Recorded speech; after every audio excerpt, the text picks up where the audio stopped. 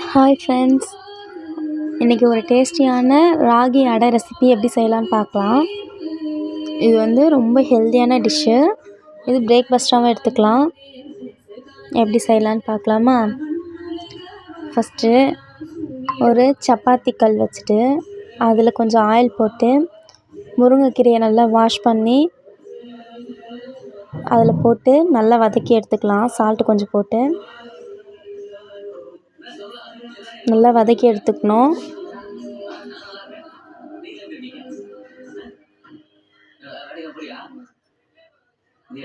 நல்லா வதக்கி எடுத்துக்கலாம்.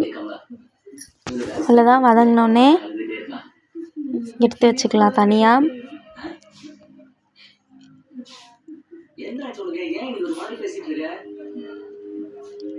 அதுக்கப்புறம் மாவு, வெங்காயம், கொஞ்சம் பூண்டு அப்படியே தட்டி சேர்த்துட்டு இந்த முருங்கைக்கீரையும் போட்டு அது கூடவே சால்ட்டு சேர்த்து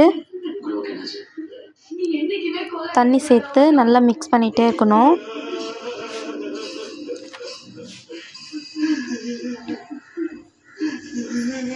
தண்ணி கொஞ்சம் கொஞ்சமாக சேர்த்து பிசைஞ்சு எடுத்துக்கலாம்.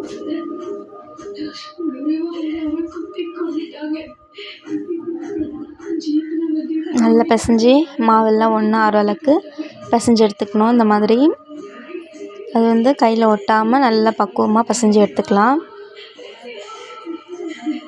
நம்ம உருண்டை பிடிச்சா ரொம்பவும் தண்ணியாக இருக்கக்கூடாது, ரொம்பவும் கட்டியாக இருக்கக்கூடாது, சாஃப்டாக இருக்கணும்.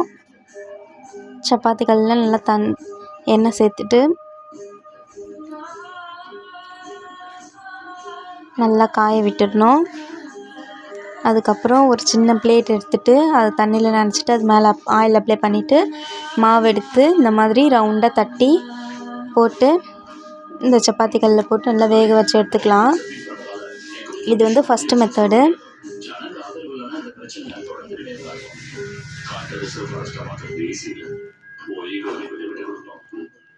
நல்லா வேக வச்சு எடுத்துக்கணும்.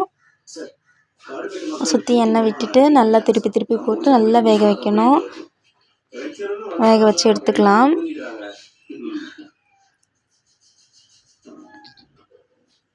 நல்லா வேகணும் உள்ளெல்லாம். அதுக்கப்புறம் மாவு எடுத்து இந்த மாதிரி எண்ணெய் சேர்க்காமல் மாவு எடுத்து இந்த மாதிரி வச்சு தட்டி அதுக்கப்புறம் ஆயில் சேர்த்து நல்லா வேக வச்சுக்கலாம். இது செகண்ட் மெத்தடு. இந்த மாதிரி செய்யலாம். அந்த காலத்தில் பாட்டிங்கள்லாம் இப்படி தான் செய்வாங்க. இந்த மாதிரி செய்யலாம். நல்லா திருப்பி விட்டு நல்லா வேக வைக்கணும். நல்லா வேக வச்சு எடுத்துக்கலாம். நல்லா உள்ளெல்லாம் வெந்து வரணும். கொஞ்சம் நல்லா ஸ்லோ ஃப்ளேமில் வச்சு எடுத்துக்கலாம். அவ்வளோதான், நம்ம ராகி அடை ரெசிபி ரெடி.